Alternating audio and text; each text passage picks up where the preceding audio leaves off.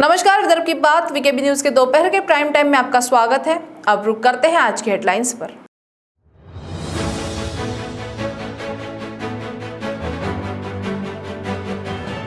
आषाढ़ी एकादशी पर्व पर पंढरपुर के विठ्ठल रुक्मिणी मंदिर में मुख्यमंत्री उद्धव ठाकरे द्वारा विशेष पूजा।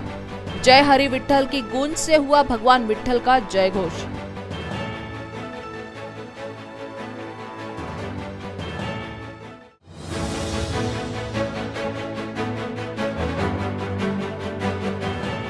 कामठी में ट्रक के पीछे के चक्के में आने से युवक युवती की मौत।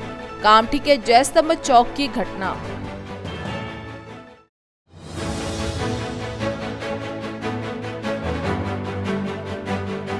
और 11वीं कक्षा में प्रवेश के लिए आज से पंजीयन शुरू। 21 अगस्त को ली जाएगी सीईटी।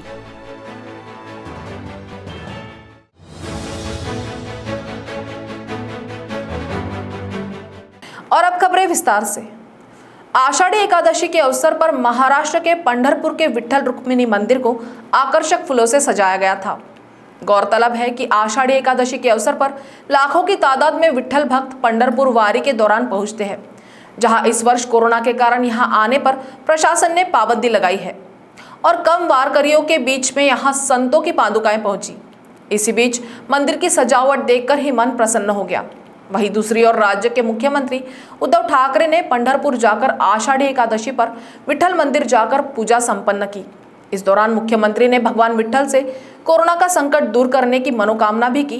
तो देखते हैं आषाढ़ी एकादशी पर्व पर भगवान विठ्ठल के सीधे दर्शन।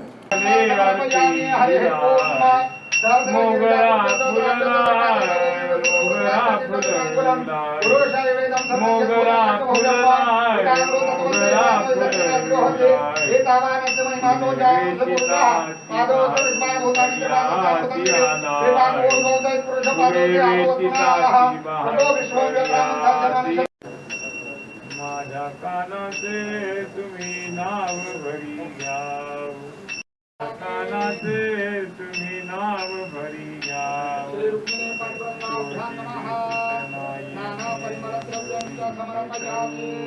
ज्ञानेश्वर देहराव वसवा राहू पांडुरंगी हरी वासुदेव हरे चरण। ज्ञानेश्वर देहराव वसवा राहू पांडुरंगी हरी वासुदेव हरे चरण। ज्ञानेश्वर देहराव वसवा राहू पांडुरंगी हरी वासुदेव हरे चरण। नागपुर जबलपुर हाईवे 44 के जयस्तंभ चौक पर कन्हान की दिशा में जा रहे 12 चक्का ट्रक की चपेट में आने से दुपहिया चालक युवक और पीछे बैठी युवती की सड़क दुर्घटना में मौत हो गई। मृतक युवक का नाम Vaibhav Suresh Shambharkar, Kashinagar Rameshwari ring road Sunrise School के पीछे निवासी, तथा युवती का नाम मोहिनी कृष्ण बिहारी तिवारी, मोतीबाग नागपुर निवासी बताया गया। आरोपी ट्रक चालक सोनू मानिक सहारे न्यू येरखेड़ा हनुमान मंदिर के पास निवासी को ओल्ड कामठी पुलिस ने गिरफ्तार कर लिया है। जानकारी के अनुसार रनाला स्थित इंटरनेशिया मार्केटिंग प्राइवेट लिमिटेड में कार्य करने वाली मोहिनी अपने परिचित वैभव शंभरकर के साथ उसकी बाइक क्रमांक MH49 W6568 पर सोमवार को दोपहर कहीं जा रही थी। दोपहर 1 बजे के करीब जयस्तंभ चौक पर 12 चक्का ट्रक क्रमांक MH40 BL 744 की चपेट में आने से दोनों गंभीर घायल हो गए। कामठी के शासकीय उपजिला अस्पताल ले जाने पर चिकित्सकों ने जांच के उपरांत उन्हें मृत घोषित कर दिया। घटना की जानकारी परिजनों को मिलने के बाद वे कामठी पहुंचे तथा वैभव के पिता सुरेश शंभरकर ने ओल्ड कामठी पुलिस थाने में शिकायत दर्ज करवाई। पुलिस ने ट्रक चालक के खिलाफ विविध धाराओं के तहत मामला दर्ज कर ट्रक चालक सोनू सहारे को गिरफ्तार किया। इन दिनों नागपुर जिले में गांजा पकड़े जाने की घटनाएं बढ़ गई है। इसी बीच एक और अन्य घटना सामने आई। तहसील पुलिस ने गश्त के दौरान एक गांजा विक्रेता को दबोचा। तलाशी लेने पर उसके पास 5 किलो 436 ग्राम गांजा बरामद हुआ। पकड़ा गया आरोपी संघर्ष नगर मेहंदीबाग निवासी शेख इरशाद शेख मोहम्मद बताया गया। इस घटना से अन्य गांजा तस्करों तक पहुंचने में पुलिस को मदद मिल सकती है। सब इंस्पेक्टर SS मस्के अपनी टीम के साथ परिसर में गश्त कर रहे थे। टिमकी के 3 खंबा चौक के समीप पुलिस को इरशाद बाइक क्रमांक MH31 CX 0652 पर संदेहास्पद स्थिति में जाता दिखा। पुलिस ने उसे रुकने का इशारा दिया तो भागने लगा। काफी मशक्कत के बाद पीछा कर उसे दबोचा गया। उसके पास मिले खड्डे के बक्से की जांच करने पर 5.436 किलोग्राम गांजा बरामद हुआ। उसके खिलाफ NDPS एक्ट के तहत मामला दर्ज किया गया है। उसने माल किससे खरीदा और किसे बेचने जा रहा था, इस बारे में पूछताछ जारी है। DCP लोहित मतानी और ACP संजय सुर्वे के मार्गदर्शन में इंस्पेक्टर जयेश भंडारकर, बलिराम परदेशी, PSI SS Maske, head constable Laxman Shende, Shailesh Dabole, constable Kishore Garware, Nazir Sheikh, Ashish Ambade, Pankaj Surjuse, Damodar, Pankaj Dabre, Mohan Chahare, Sachin Mendhe, Atul Thackeray, Sunil Digraskar और राष्ट्रपाल दहीवले ने कार्रवाई को अंजाम दिया।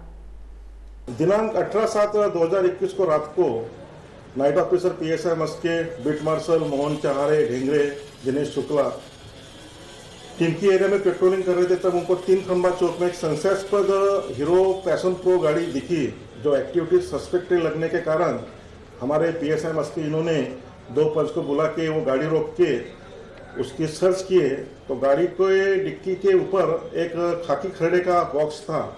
पंच के सामने उसकी झड़ती ली तो बॉक्स में करीब 5 किलो 436 ग्राम गांजा, जिसकी कीमत 54,360 रुपये को मिली। उसकी कार्रवाई करते वक्त उसको नियम से कार्रवाई करके उसको पुलिस स्टेशन में लाए और जो संशयास्पद इसम मिला था वो था शेख इरशाद वल्द शेख मोहम्मद, उम्र 55 साल, मेहंदीबाग PS यशोदा नगर का रहने वाला है।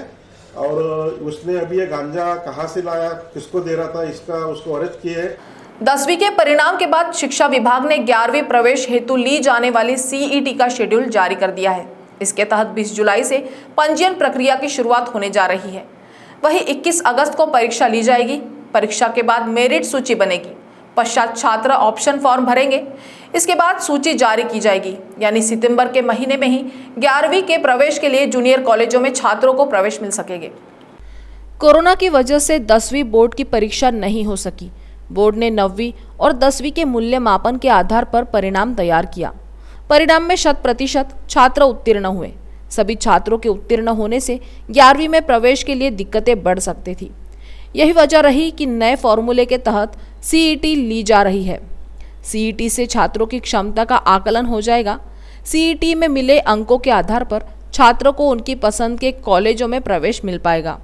शिक्षा विभाग द्वारा उपलब्ध कराई गई वेबसाइट पर छात्रों को पंजीयन करना है। यह पंजीयन 26 जुलाई तक किया जा सकेगा। पश्चात 21 अगस्त को परीक्षा ली जाएगी। परीक्षा ऑनलाइन ही होगी। 11वीं स्टेट बोर्ड में CBSE के छात्र भी आते हैं, लेकिन अब तक CBSE का परिणाम घोषित नहीं हुआ है। माना जा रहा है कि 1-2 दिनों के भीतर परिणाम आ जाएगा। इस लिहाज से संभावना व्यक्त की जा रही है कि पंजीयन की तिथि 26 जुलाई से भी आगे बढ़ाई जा सकती है। वहीं वे छात्र जो 11वीं CBSE में ही प्रवेश लेना चाहते हैं, उनके लिए CET की आवश्यकता नहीं होगी। अंबाजरी ऑर्डिनेंस फैक्ट्री क्षेत्र में 9 जुलाई को दिखा तेंदुआ 10 दिन बाद वापस उसी क्षेत्र करीब अंबाजरी बायोडाइवर्सिटी पार्क के आसपास घूमता नजर आया। बीती रात करीब 10 बजे लोगों ने तेंदुए को देखा। ये तेंदुआ अंबाजरी उत्तर की ओर कोठारी लेआउट अमरावती रोड की ओर देखा गया। वहीं विभाग द्वारा लगाए गए कैमरे में भी वह कैद हो गया। इससे पहले यह तेंदुआ कई दिनों से नजरों से ओझल हो चुका था, जिसके बाद विभाग ने जरूरी इंतजाम कर लोगों को अलर्ट रहने की घोषणा की थी। इस बार भी वन विभाग द्वारा लोगों को घर से बिना मतलब बाहर न निकलने की चेतावनी दी है। पुलिस और वन विभाग की टीम ने कैमरे में कैद तेंदुए के पंजों के निशान के आधार पर खोजबीन शुरू कर दी है। 10 दिन पहले अंबाजरी ऑर्डिनेंस फैक्ट्री क्षेत्र में तेंदुआ दिखने के बाद से ही CRPF के जवान भी सक्रिय हो गए थे। रविवार को भी 30 जवान लगातार इस क्षेत्र की मॉनिटरिंग कर रहे हैं। किसी भी तरह की मूवमेंट होने पर तत्काल सूचित करने का आदेश भी वन विभाग की ओर से जारी किया गया है। कैमरा के जरिए भी तेंदुए के निशान को कैप्चर करने की कोशिश की जा रही है। विभाग की माने तो तेंदुआ आबादी क्षेत्र से दूर ही है। लोगों को सावधानी बरतने को कहा गया है, लेकिन वह अभी सिटी की ओर आता हुआ नहीं दिखा है। जिस क्षेत्र में वह अंतिम बार देखा गया था, वह क्षेत्र प्राकृतिक रूप से उसके लिए सही है। वक्त तो चला है एक ब्रेक का। मिलते एक छोटे से ब्रेक के बाद। बाय। सब जानना चाहते हैं। मेरा फेवरेट कलर, मेरा फेवरेट डेस्टिनेशन, मेरी फेवरेट डिश। पर कोई ये नहीं पूछता कि फेवरेट डिश मैं बनाती कैसे हूँ। अरे यार, जिसे टेस्टी खाना पसंद है वो अच्छे टेस्ट तक पहुँच ही जाता है। सुरुचि मसाले, खाने में हो रुचि तो घर लाइए सुरुचि। अपने सपनों की उड़ान भरने की इच्छा तो हर किसी की होती है, पर पंख भी तो मजबूत होने चाहिए जो देता है Flywheel Aviation Academy. Flywheel Aviation Academy एक ऐसा इंस्टीट्यूट है जहां पर एयरलाइंस एंड एयरपोर्ट हॉस्पिटैलिटी और टूरिज्म मैनेजमेंट, साथ ही यहां campus interview, guidance by industry expert, practical training at airport, expert faculty, personal grooming जैसे कई सारे बेनिफिट्स आप पा सकते हैं। Flywheel Aviation Academy, 1 degree 3 job opportunities. Flywheel Aviation Academy gives you a degree और diploma with a job. Flywheel Aviation academy, 365 Gandhinagar, LAD college square, beside Karnataka bank, Nagpur. Break के बाद आपका स्वागत है। अप्रैल मई में आतंक मचाने वाला कोरोना वायरस अब कमजोर होता नजर आ रहा है। फिलहाल जिले में एक्टिव केस भी तेजी से कम हुए हैं। यही वजह है कि अस्पतालों में अब मरीजों की संख्या कम हो गई है। मेडिकल व मेयो में केवल 30 मरीज भर्ती है। डॉक्टरों के साथ ही प्रशासन ने भी राहत की सांस ली है। इस बीच सिटी में अब तक के सबसे कम 4 संक्रमित मिले। वहीं किसी भी मरीज की कोरोना की वजह से जान नहीं गई। ICMR और IMA ने सावधानी और सतर्कता नहीं बरतने की स्थिति में अगस्त में तीसरी लहर की संभावना व्यक्त की है। फिलहाल जिले में स्थिति नियंत्रण में है। तीसरी लहर के खतरे को देखते हुए लोगों ने भी सावधानी बरती। वहीं शनिवार और रविवार को पूर्ण लॉकडाउन का भी लाभ मिला है। पहले डॉक्टरों ने 15 जुलाई से मरीजों की संख्या बढ़ने की संभावना व्यक्त की थी, लेकिन अधिक संख्या में वैक्सीनेशन से वायरस का हमला कम हुआ है। जिले में 24 घंटे के भीतर 3434 लोगों की जांच की गई। इनमें केवल 9 लोगों में संक्रमण की पुष्टि हुई है। इनमें सिटी में 4 और ग्रामीण में 1 मात्र पॉजिटिव पाया गया है, जबकि 4 मरीज जिले के बाहर के मिले। इस तरह अब तक कुल 4,92,771 लोग पॉजिटिव हो चुके हैं। इनमें सिटी में 3,39,910 और ग्रामीण में 1,46,061 लोगों का समावेश है, जबकि अब तक 10,115 लोगों की मौत हो चुकी है। फिलहाल जिले में 304 एक्टिव केस हैं। इनमें केवल गंभीर मरीज ही अस्पतालों में भर्ती है। जल संपदा व लाभ क्षेत्र विकास राज्य मंत्री बच्चू कडू ने गोसीखुर्द प्रकल्पग्रस्त गांवों की समस्याओं को प्राथमिकता से हल करने का निर्देश विभागीय आयुक्त कार्यालय में इस संदर्भ में ली गई बैठक में अधिकारियों को दिया है। उन्होंने कहा कि प्रकल्प के 85 गाँवों का पुनर्वास हो गया, लेकिन पुनर्वसित गांवों की प्रलंबित समस्याओं का निश्चित कालावधि में निराकरण करने के लिए शिकायत मुक्त गांव अभियान शुरू करें। बैठक में विभागीय आयुक्त प्राजक्ता लवंगारे वर्मा, जिलाधिकारी विमला आर, भंडारा जिलाधिकारी संदीप कदम, CEO योगेश कुंभेजकर, भंडारा के विनय मुन, जल संपदा विभाग के मुख्य अभियंता पवार, अधीक्षक अभियंता अंकुर देसाई, उपायुक्त आशा पठान, राजलक्ष्मी शाह, रेशमा माली एवं अन्य अधिकारी उपस्थित थे। उन्होंने कहा कि प्रकल्पग्रस्त गांवों में नागरिकों में विश्वास निर्माण करने के लिए तहसीलदार, BDO, मंडल अधिकारी, जल संपदा व अन्य संबंधित विभाग के अधिकारियों की टीमें तैयार की जाएगी। प्रत्येक टीम को 10 गांव की जिम्मेदारी दी जाएगी, जो वहां जाकर गांव अनुसार समस्याओं की समीक्षा करेगी और उनका निराकरण करेगी। कडू ने कहा कि भंडारा व नागपुर के जिलाधिकारी तत्काल टीमें गठित करें और शिकायत मुक्त प्रकल्पग्रस्त गांव अभियान की शुरुआत करें। उन्होंने बताया कि प्रकल्प के लिए 1199.60 करोड़ रुपए का विशेष पैकेज दिया गया है, जिसमें पर्यायी खेत जमीन, घर व खेती का मुआवजा आदि का समावेश है। जिन किसानों ने अदालत से न्याय मांगा है, ऐसे मामलों का फैसला आ गया है। उन्हें 2 महीनों में मुआवजा देने का निर्देश भी उन्होंने दिया। उन्होंने ये सख्त निर्देश दिए कि पुनर्वास हुए गांव की बारिश में बिजली आपूर्ति खंडित नहीं करे। प्रकल्पग्रस्तों को प्रधानमंत्री आवास योजना का लाभ दिलाए। महंगाई के खिलाफ देश भर में विरोध के बाद भी केंद्र सरकार के कान पर जूं तक नहीं रेंग रही है। हर दिन की बढ़ती महंगाई से आम जनता त्रस्त हो गई है। राज्य में कोरोना की वजह से अब भी व्यवस्था पटरी पर नहीं लौट सकी है। शाम 4 बजे तक सभी दुकानें सहित व्यवसाय बंद हो जाता है। वहीं शनिवार और रविवार को पूरी तरह बंद होने से छोटा मोटा धंधा कर परिवार का पालन पोषण करने वाले की कमर टूट गई है। दूसरी ओर सरकार जनता को राहत देने की बजाय मुसीबत में डालने का काम कर रही है। रसोई गैस वृद्धि सहित ईंधन की कीमतों में बढ़ोतरी के खिलाफ कांग्रेस की ओर सड़क पर चूल्हा जलाओ आंदोलन किया गया। आंदोलन का नेतृत्व ब्लॉक 12 के अध्यक्ष प्रमोद सिंह ठाकुर ने किया। प्रमोद ने बताया कि महंगाई के विरोध में कांग्रेस सहित अन्य दलों की ओर से देशव्यापी आंदोलन किया जा रहा है, लेकिन सरकार का ध्यान नहीं है। नागपुर जिले में 26 जुलाई तक शाम 4 बजे तक ही दुकानें खुली रखने की अनुमति दी गई है। बाजार बंद होने से पूरे व्यवसाय पर असर पड़ता है। ऑटो बसें भी खाली जाती हैं। एक और कोरोना की वजह से कमाई आधी हो गई है, वहीं दूसरी ओर खर्च बढ़ गए हैं। स्कूल कॉलेजों की ओर से पालकों को कोई भी राहत नहीं दी गई। दाल तेल से लेकर सिलेंडर तक हर चीज़ के दाम बढ़ गए हैं। यही वजह है कि आम आदमी का जीना मुश्किल हो गया है। सरकार की नीति के विरोध में कांग्रेस कार्यकर्ताओं की ओर से सड़क पर लकड़ियों का चूल्हा जलाया गया। इस अवसर पर अनमोल बैंस, ओम तिवस्कर, गिरीश राठौड़, अनुराग राउत, फरहान खान, जावेद अंसारी, संजय राठौर, मनोज फुलजले, शहजाद खान आदि उपस्थित थे। सिटी में इंदिरा गांधी बायोडायवर्सिटी गार्डन की अड़चन भी जल्द दूर होने वाली है। पालक मंत्री नितिन राउत ने ये जानकारी इस संदर्भ में जिलाधिकारी कार्यालय में ली गई बैठक में दी। उन्होंने कहा कि प्रकल्प को पूरा करने के लिए जरूरी अनुमति अंतिम चरण में है।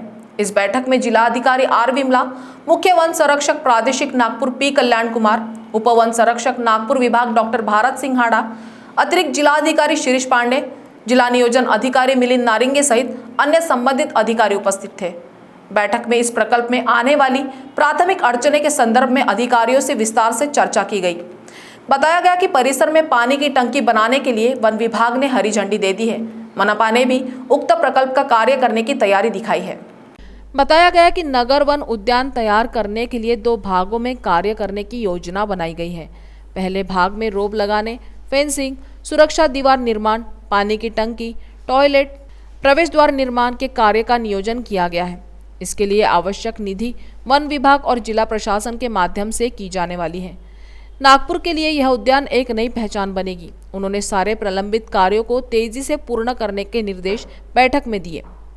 एक अन्य बैठक में ग्रैंड एजुकेशन सोसाइटी, मौजा इंदौरा कामठी रोड स्थित doctor Baba Saheb Ambedkar hospital and research centre के श्रेणी वर्धन के लिए जगह अनुदानित करने के मामले में प्रशासन को अदालत में अपना मुद्दा रखने का निर्देश भी राउत ने दिया। तो दोपहर के प्राइम टाइम में अभी इतना ही। आपसे फिर मुलाकात होगी, तब तक बने रहिए वीकेबी न्यूज के साथ। नमस्कार।